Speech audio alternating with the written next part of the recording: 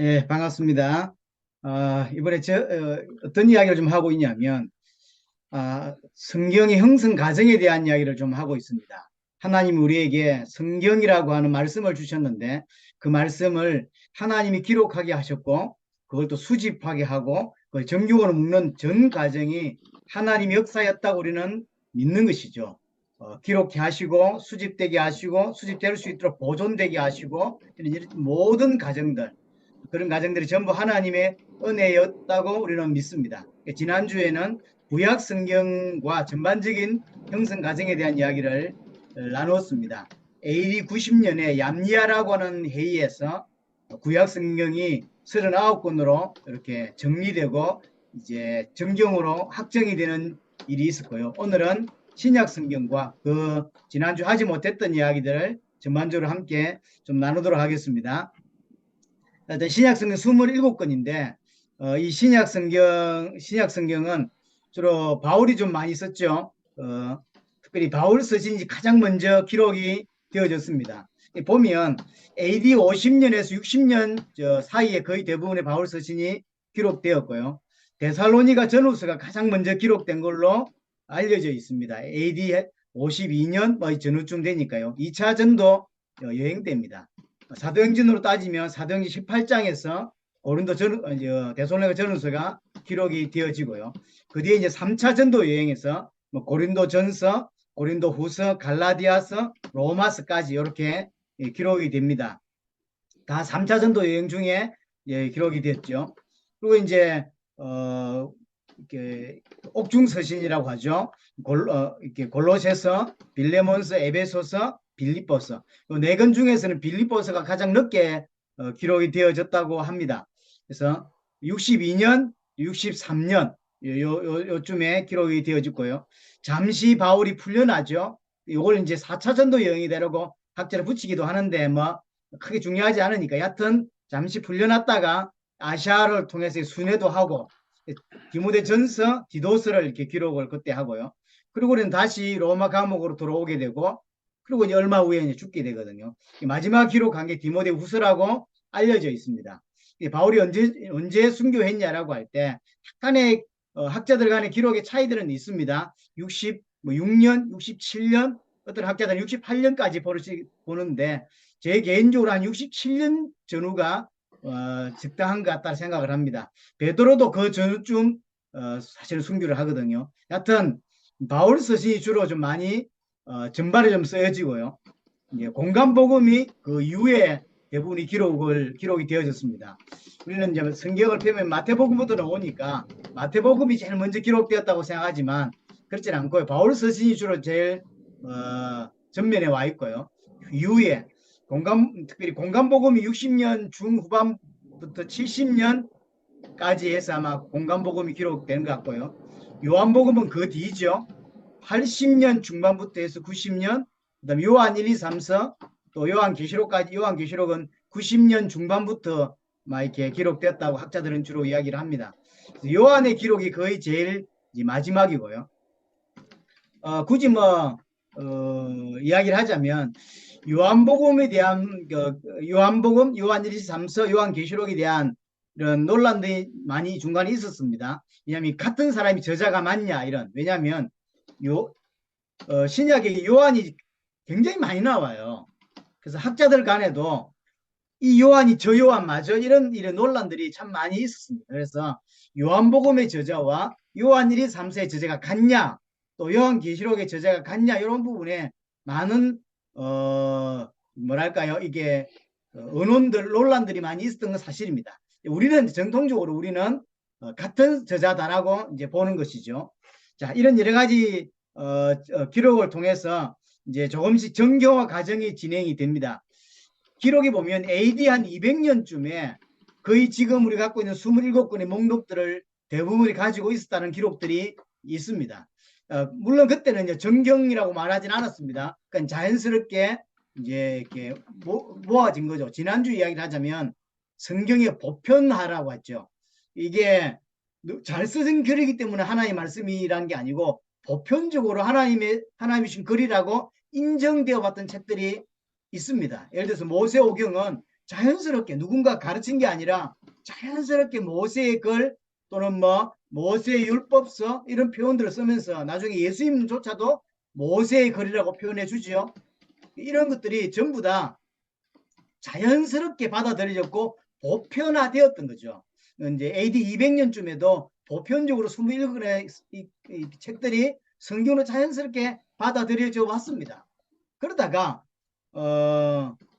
이제 초대의 영지주의자의 한 분파라고 할 수 있는 말시온주의자들이 이단으로 정제받은 팀입니다. 이 말시온주의자들이 독자적으로 자기들만의 성경으로 이렇게 정경을 채택하고 발표하는 일이 벌어져요.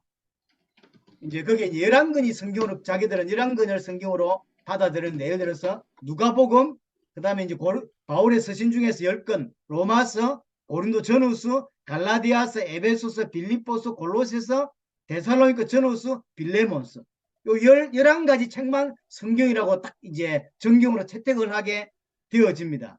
그걸 보고 있던 교회가 정경화 작업이 필요하다라고 생각을 하게 돼요. 왜냐하면 이단이 나서서 이거는 성경 아니라고 말하고 저것만 성경이다라고 주장을 하니까 잘못하면 하나님 주신 이 성경이 사라질 수 있겠다는 생각을 하게 된 거죠. 그래서 정경화 작업이 구약의 39건이 얌야에서 결정이 되었듯이 이 부분이 필요하겠다라고 하는 것을 뒤늦게 교회는 생각을 하게 되는 거죠.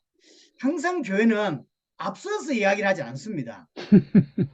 그 이단이 나오고 거기에 대해서 말을 하고 이단이 뭘 주장하면 그게 아니라고 이게 답변을 해주고 그래서 신학이라는 게 그렇게 나온 거예요. 우리는 이렇게 믿으라고 먼저 나오는 게 아니라 이단들이 틀린 걸 이야기하니까 그거 아니야 라고 해서 이제 그렇게 설명을 해주는 거죠. 그 성경론 틀린 거지 라고 설명을 해줘요. 신학이 그렇게 나온 거예요. 항상. 그래서 이상한 애들이 먼저 치고 나가고 우리는 뒤에서 답변을 해주면서 신학이라는 게 모아지는 거거든요. 이 정경화 작업도 마찬가지예요.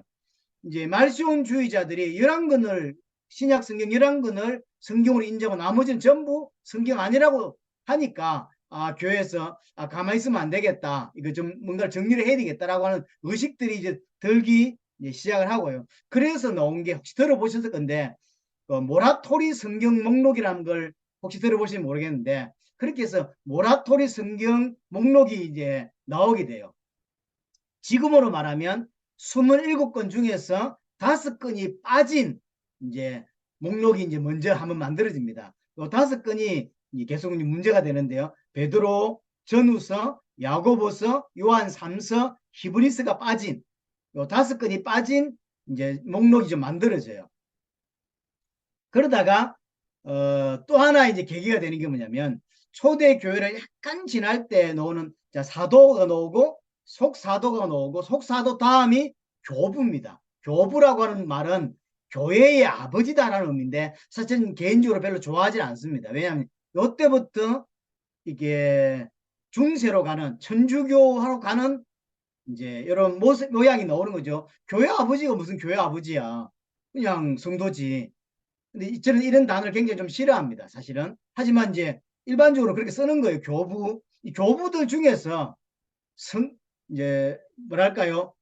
그 성경 아닌 여러 가지 당시에 신구약 중간기에 나왔던 책들이 좀 있잖아요. 70인 번역도 그 중에 하나고, 그 다음에 외경, 그 다음에 이제 위경 이런 거 나중에 좀 설명할 건데요. 이런 것들을 그냥 이렇게 같이 설명을 하는 거죠. 인용을 할 때, 설교를 할 때 예수님이 하셨던 말씀 이런 것도 설명하고 외경의 요런 부분에 이렇게 나와 있다. 이렇게 설명을 하니까 그 설명을 들은 성도들 입장에서는 성경도 성경이고 외경도 성경인가 이렇게 이제 오해되는 일들이 벌어지게 되는 거예요.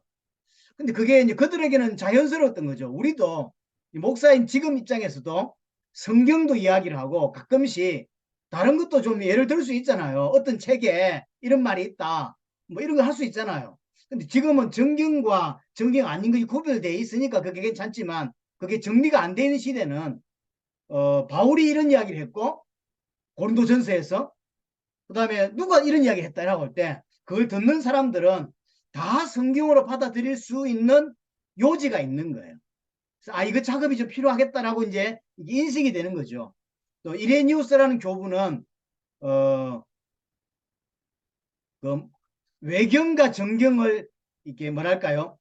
외경을 정경처럼 취급하면 안 된다라고 주장을 하잖아요. 이런 게 많이 섞여 있었다는 이야기고, 나중에 불가타라고 하는 성경, 제롬이라고 하는 사람이 이제 70인역은 히브리어를 헬라어로 번역했다면, 요 제롬은 불가타 성경이라고 라틴어로 번역을 한 성경이 있습니다. 이 사람은 그때 70인역에서 이제 외경을 이제 분리시키기 시작하죠. 이런 작업들이 중간에 있었던 거죠.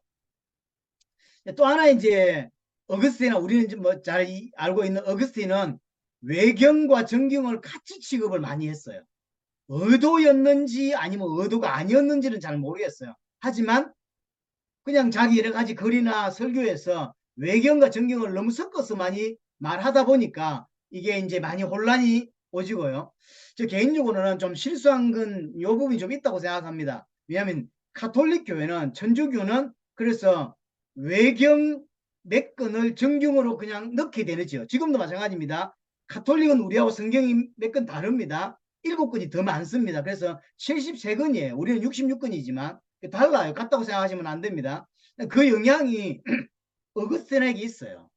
왜냐하면 기독교에서도 가장 중요한 인물로 쳐주고 천주교에서 중요한 인물로 쳐주는 인물이 어거스틴입니다.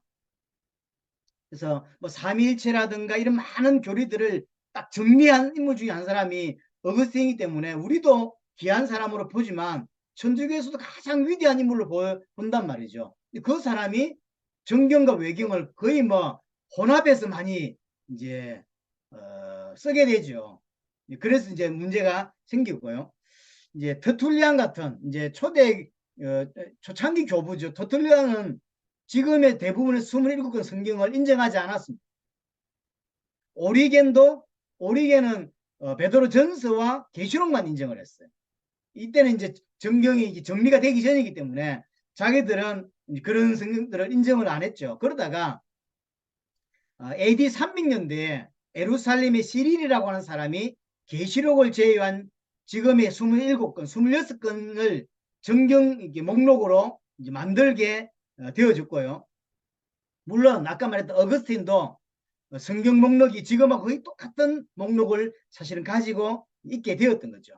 여하튼 이런 과정들이 초대교를 지나면서 형성이 되기 시작합니다. 자연스럽게 이렇게 형성이 되는 거죠. 이단이 먼저 뭔가를 만들고, 그러니까 교회가 이게 이제 정경화 작업을 시작하고, 그런 과정에 이제 어떤 교부들의 말들이 좀 오락가락하게 하면서 정경의 작업을 해야 되겠다고 하는 생각이 좀 더 깊이 들어오게 되고, 그러면서 AD 300년 지나면서 이제 정경 목록이 어느 정도 좀 이게 정리가 되어지고요.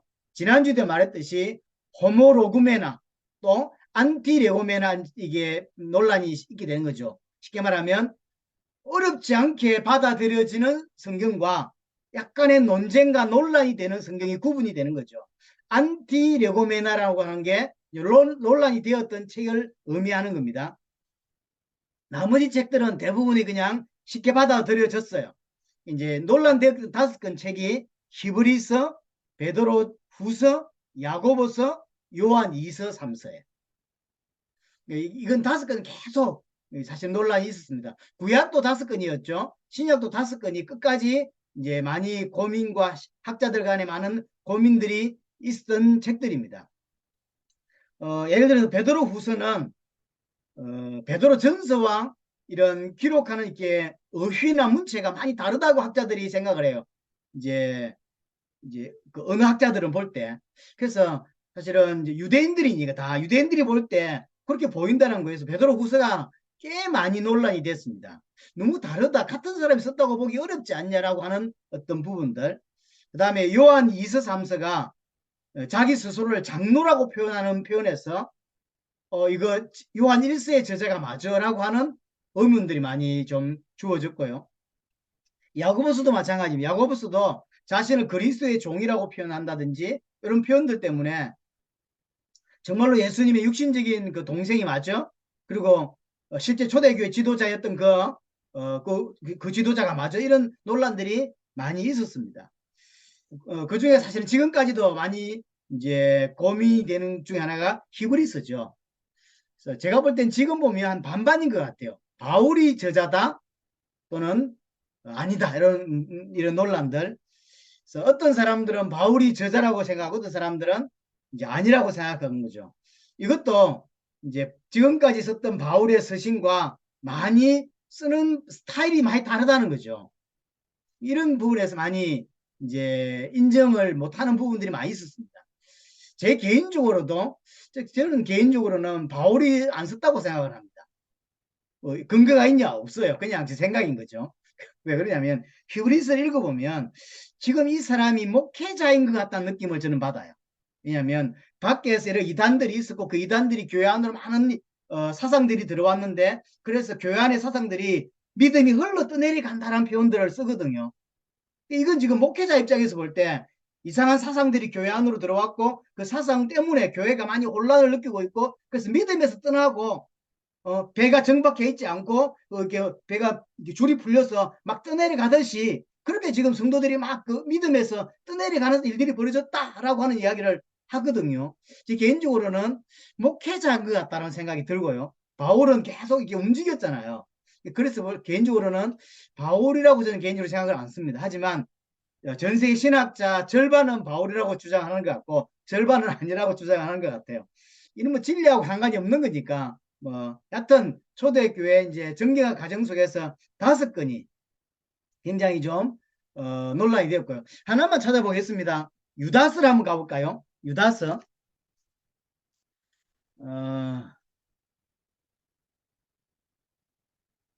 성경 페이지가 안 오네요. 불려드리려고 그랬더니.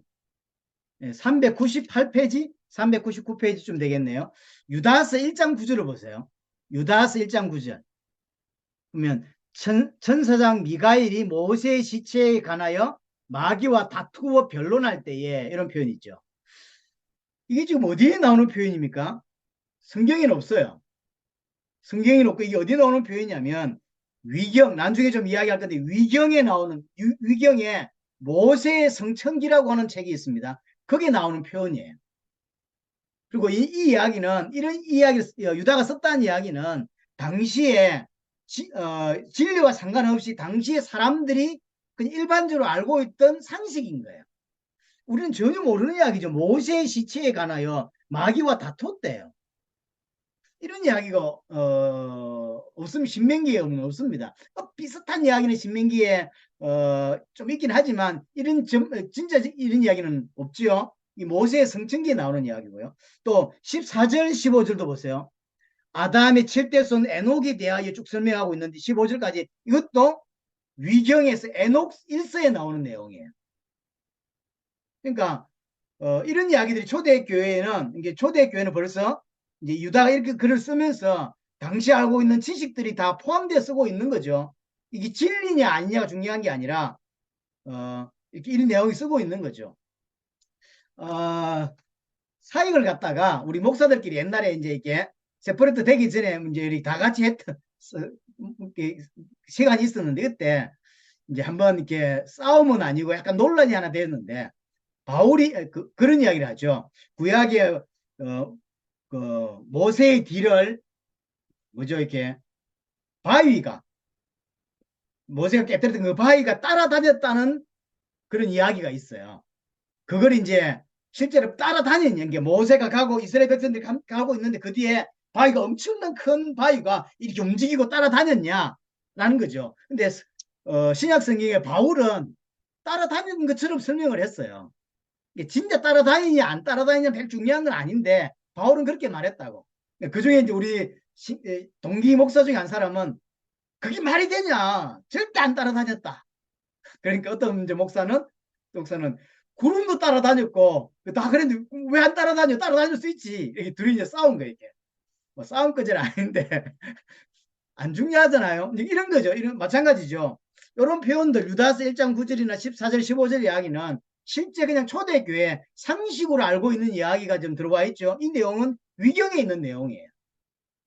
그래서 유다스가 성경으로 들어가야 되냐 말아야 되냐 상당히 좀 논란이 되어졌던 내용 중에 하나인 거죠. 여하튼 이런 것들이 이제 이렇게 거치면서 이제 정리가 됩니다. 그래서 325년부터 340년 동안 5년이긴 하지만 이게 계속 모여 있었단 말은 아니고요. 헤어졌다 다시 모이고 헤어졌다 다시 모여서 5년, 6년 동안 니케 공의에서 이 5가지 논쟁이 이어졌고 그 뒤에 363년에 라오디아의 공의에서 지금의 27권으로 이제 정리가 되고요.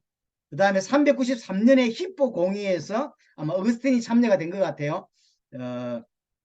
공의에서 이게 정리가 되고 최종적으로는 397년 카르타고 공의에서 지금 27권 성경이 딱 이게 셋업이 되어집니다.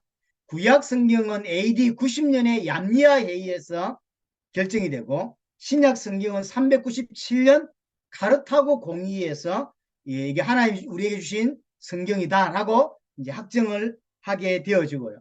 그럼 그 기준은 뭐냐면 지난주에 말씀드렸죠. 5가지 기준이 그대로 적용되었습니다. 뭐 예를 들면 영감성. 정말로 하나님께서 그 저자에게 영감을 주시고 생각한 것들을 주셔서 기록한 게 맞냐라고 하는 영감성. 그 다음에 사도성, 다른 말로 신뢰성이라고 그랬죠. 정말로 사도가 또는 사도가 아니더라도 직접적인 관계가 있는 사람이 하나님께 말씀을 받아서 기록한 게 맞냐라고 하는 이런 거.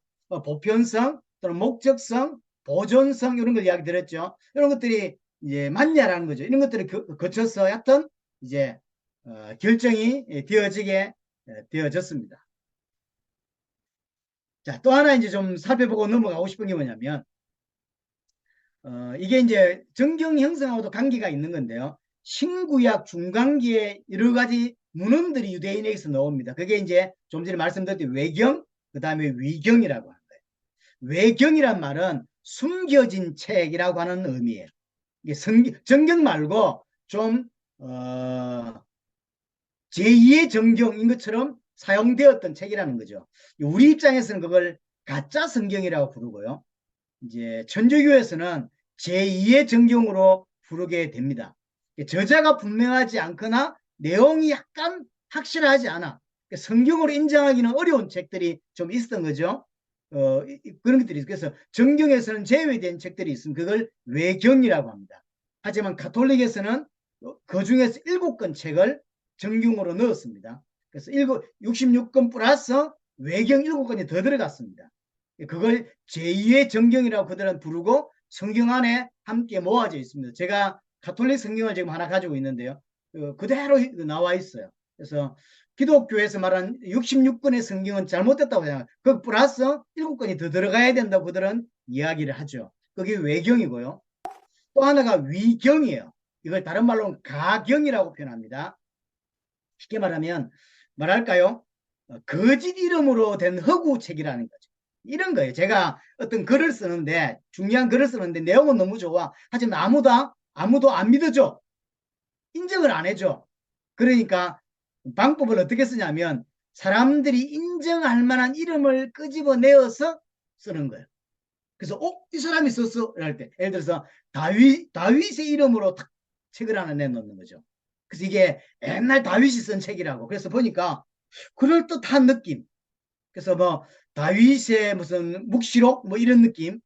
그 다음에 스데반의 복음, 바울의 행전 이런 사도행전 말고 바울의 행전이 따로 있는 거죠. 바울의 행전 뭐 이런 거 아까 말했던 무슨 지혜 모세의 성천기 자기 이름을 쓰면 아무도 안 믿어주니까 모세 이름을 딱 끄집어내 가지고 책을 내는 거죠. 사람들이 모세가 쓴 거야? 라고 이제 느낄 수 있도록.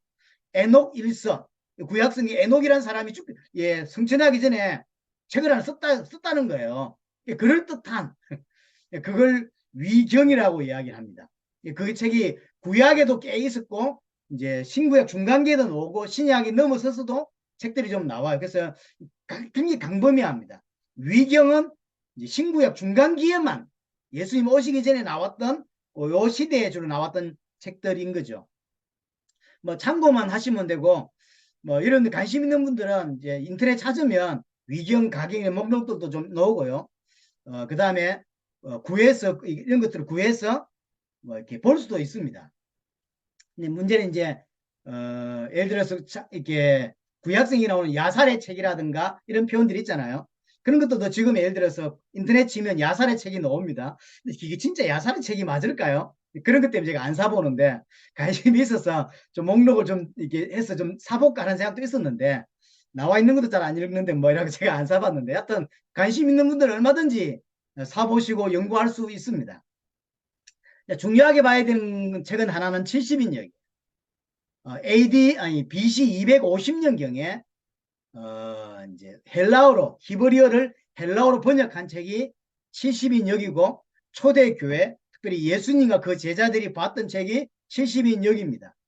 이거는 왜 굳이 만들려고 했냐면 알렉산더 대왕이 전 세계를 제패하고 나서 일찍 죽죠. 32살, 33살 때 요절을 하죠. 그러고 나서 밑에 신하들이 이제 다 땅을 나눠서 먹잖아요. 그 이스라엘은 애굽이 먼저 통치를 합니다. 그게 이제 프톨레미 왕조라고 하는데 프톨레미 왕조가 애굽을 이제 애굽과 이제 이스라엘 뭐 여러 때는 이제 통치를 하게 되죠.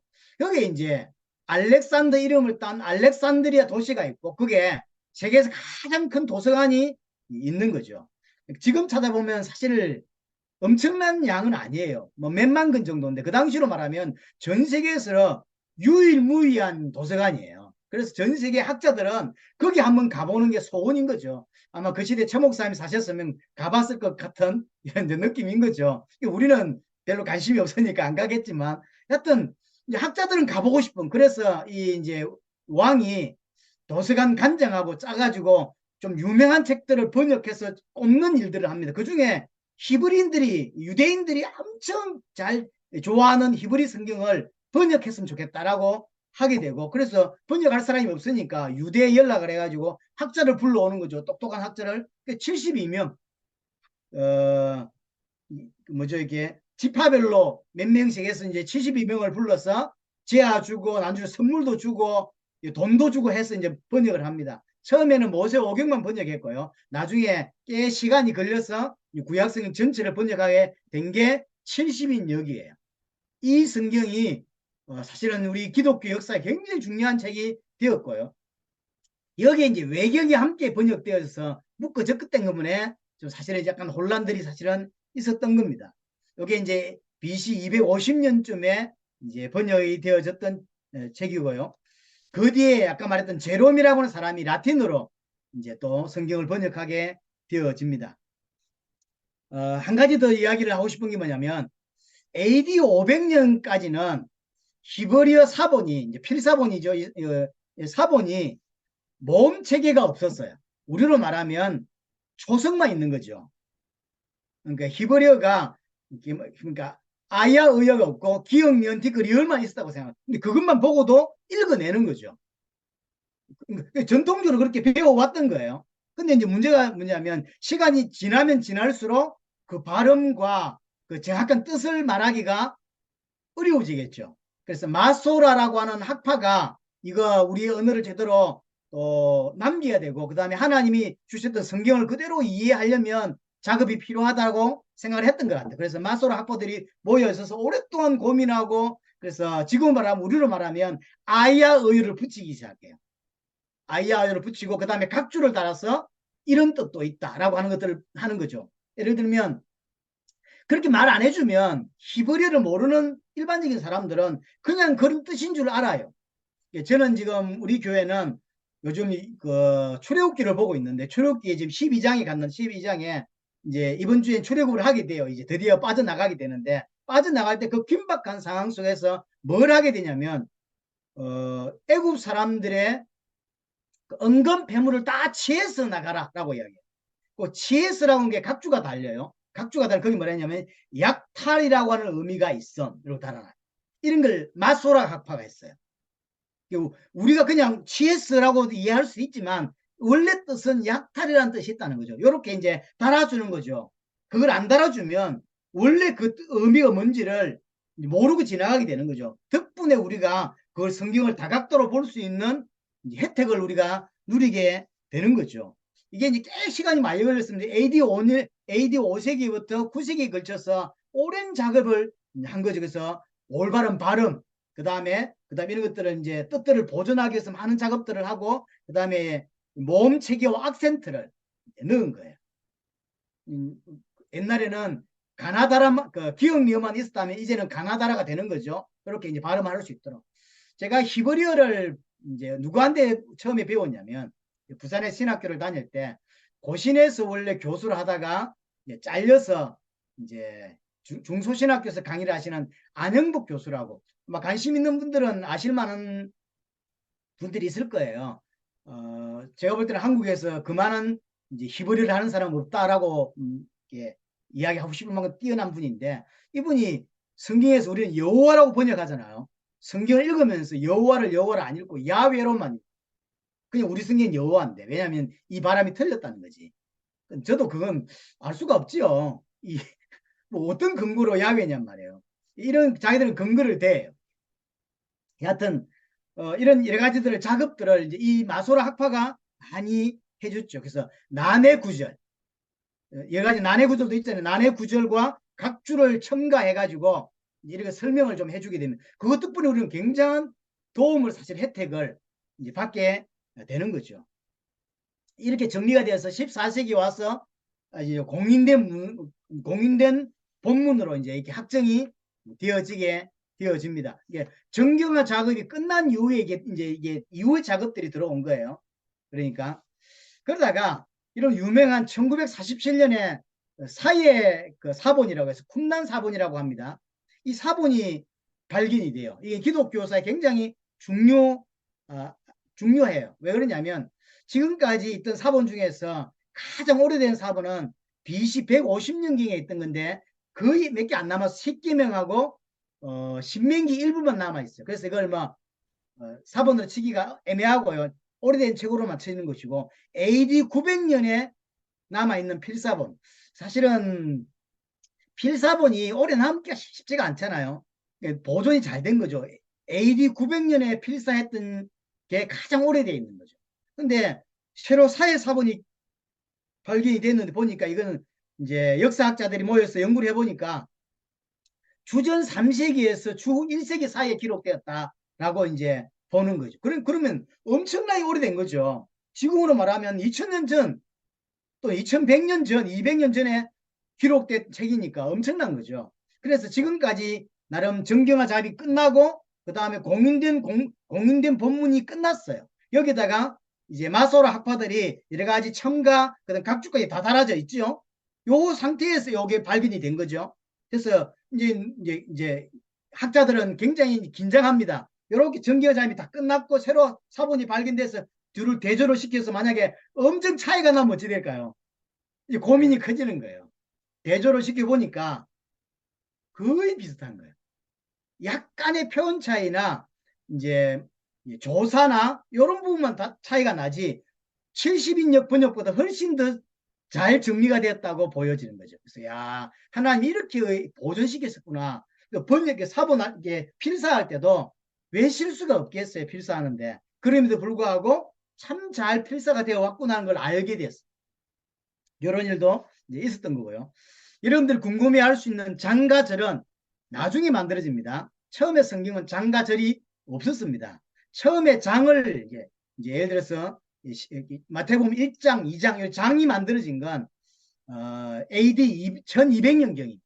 이게 영국의 캔터베리 대주교, 영국의 교회 캔터베리 대주교의 행턴이라고 하는 사람이 성경 찾기가 너무 불편하거든요. 그래서 장을 넣기 시작했어요.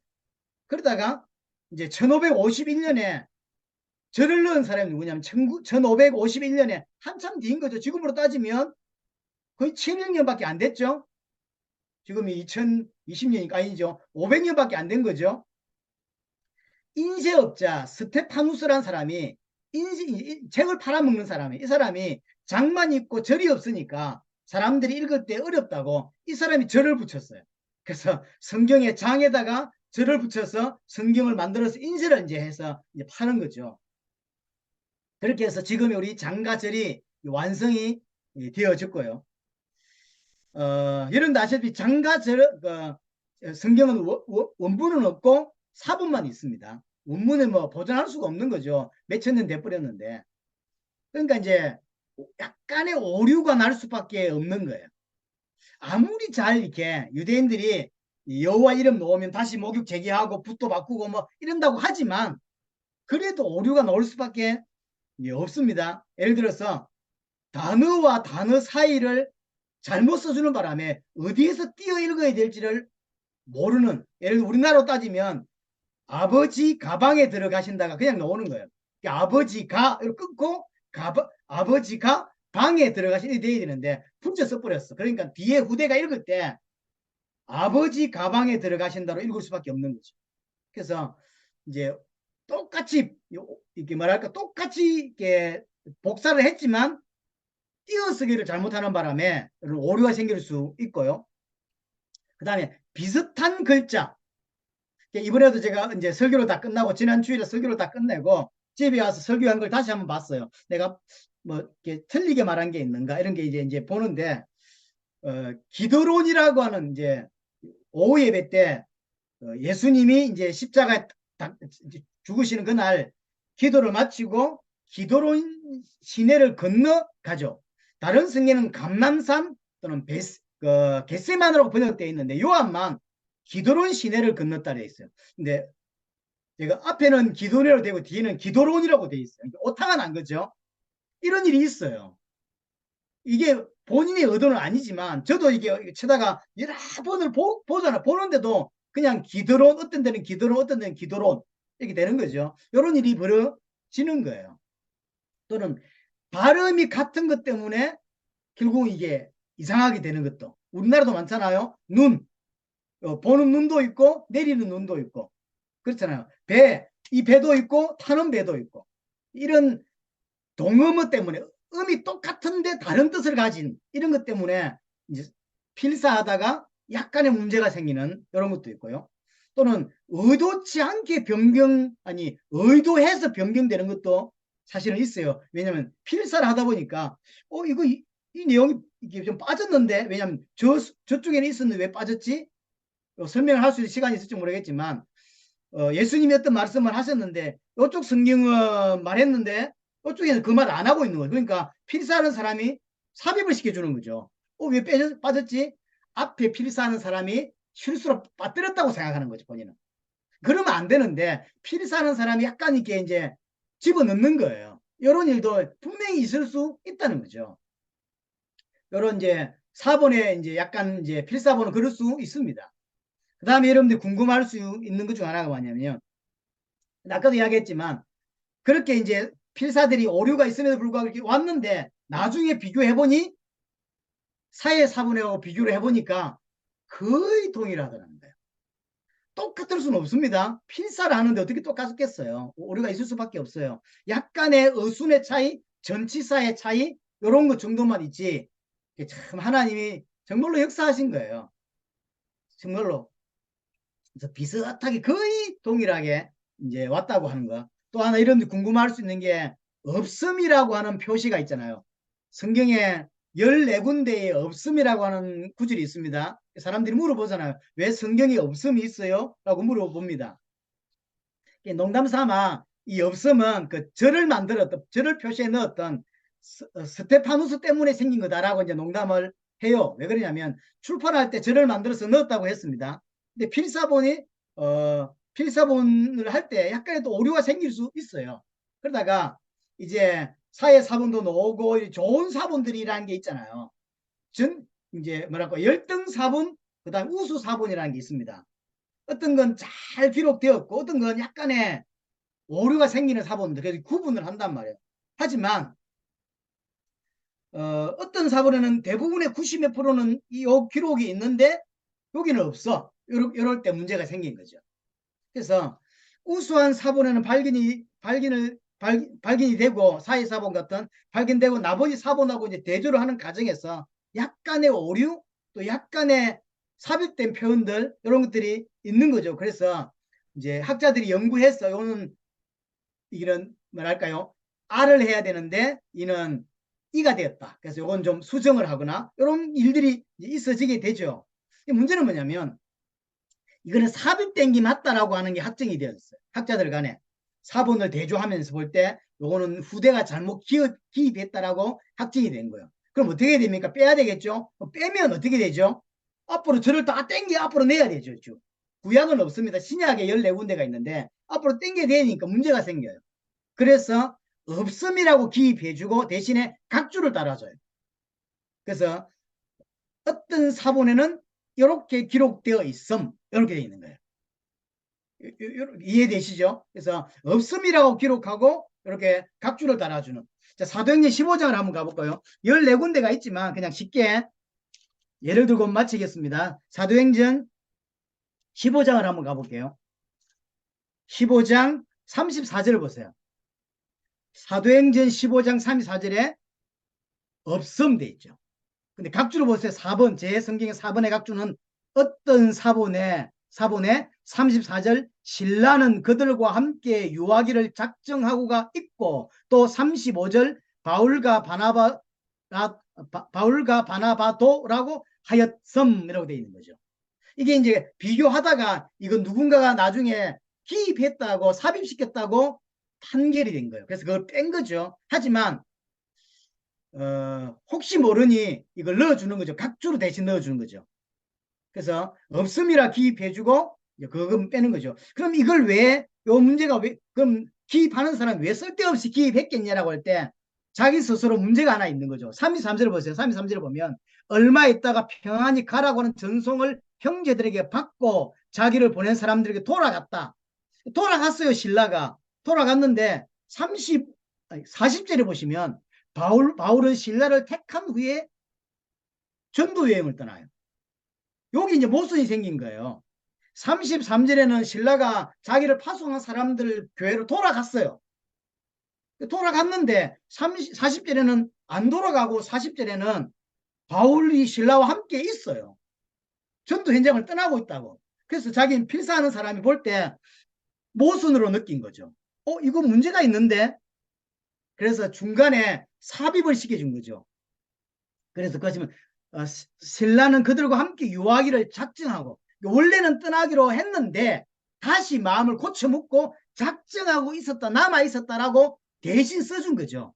하지만 이제 우수 사본들이 정리가 되면서 요거는 후대가 이제 필사하는 사람이 좀 넣었다라고 이렇게 표기한 게 맞다라고 생각을 한 거. 그래서 그걸 빼고 대신 없음이라고 넣어주고 대신 각주를 달아주는 거죠.